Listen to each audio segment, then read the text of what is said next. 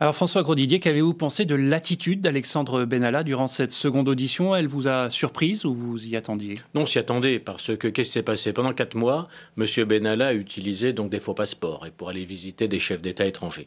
Alors d'abord, on nous a dit, mais on ne pouvait pas le savoir. Après, même si on le savait, on ne pouvait pas l'empêcher. Alors, tout en expliquant que tu n'avais pas le droit de les utiliser. C'est assez surprenant, mais on convoque M. Stroda, le directeur de cabinet, ainsi que 2 ministres de l'Intérieur et des Affaires étrangères, et M. Benalla, à peu près en même temps. L'Élysée porte plainte contre M. Benalla le mercredi. La justice est d'une rapidité extrême, encore plus rapide que pour Fillon, puisque le vendredi, il est convoqué par le juge. Ce qui permet de le placer sous statut de témoin assisté pour qu'il ne puisse plus témoigner, en tout cas s'abrite derrière ce statut pour ne plus témoigner le lundi. Donc c'était tout de même extraordinaire comme célérité pour lui permettre de ne pas parler devant notre commission d'enquête. Vous dites clairement qu'il n'y a pas de hasard? Non, c'est pas possible. On a vu dans ce sujet des contradictions entre Alexandre Benalla, entre Patrick Stroda, qui représentait l'Élysée. Est-ce qu'à l'issue de ces auditions, et peut-être avec un petit peu plus de recul, les jours ayant passé, vous sentez clairement qu'ils vous ont menti? Et si oui, qui vous a menti? Et beaucoup de monde. Il n'y a pas que M. Benalla. Déjà, sur les passeports, forcément, ou M. Stroda ou M. Benalla, de façon factuelle, l'un des deux a menti. Mais on nous ment depuis le départ. Même le secrétaire général de la présidence, même le directeur de cabinet, le chef de cabinet, on nous dit quoi au départ? M. Benalla s'occupe de tout, sauf de sécurité, protocole, organisation des déplacements.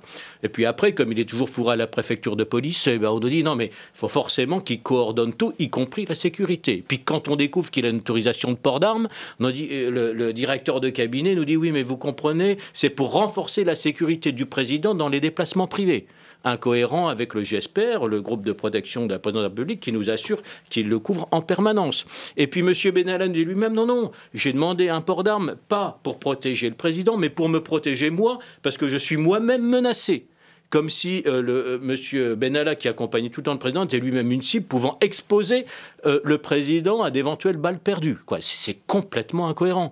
Comme sur l'affaire des passeports, où le ministre des Affaires étrangères nous déclare avoir découvert le 26 décembre seulement que M. Benalla avait vu le 12 décembre le président tchadien, alors que le président de la République française lui-même voyait le président tchadien le 22, et que l'ambassadeur de France à N'Djamena avait oublié de prévenir Paris. On est sur des invraisemblances de bout en bout dans cette affaire, alors que ça aurait été tellement simple de nous expliquer qu'en fait, M. Benalla était venu avec le staff de campagne, lui étant chargé de la sécurité, même s'il a un peu plus. C'est quelqu'un qui a un sens politique, qui a une capacité d'analyse, qui en faisait plus qu'un garde du corps, et certainement aussi un conseiller. Nous dire que ça a entrechoqué avec les services à un moment, puis que c'était recadré, et puis pour le Sénat, on en aurait conclu qu'il y avait eu un dysfonctionnement et que les choses étaient recadrées. On aurait préconisé un certain nombre de mesures pour que ça ne se reproduise plus et que la sécurité reste aux forces de sécurité intérieure. Voilà, ça aurait été tellement simple de ne pas mentir, alors qu'à partir d'un petit dysfonctionnement d'État, on a construit un mensonge d'État. Mais mentir devant une commission d'enquête, ce n'est pas rien. Pour vous, clairement, il y a eu parjure. C'est pas rien, et il y a eu parjure. Alors au minimum de M. Benalla, de M. Stroda, de façon factuelle, mais après on a eu ces vérités glissantes. Alors est-ce qu'on peut poursuivre ou pas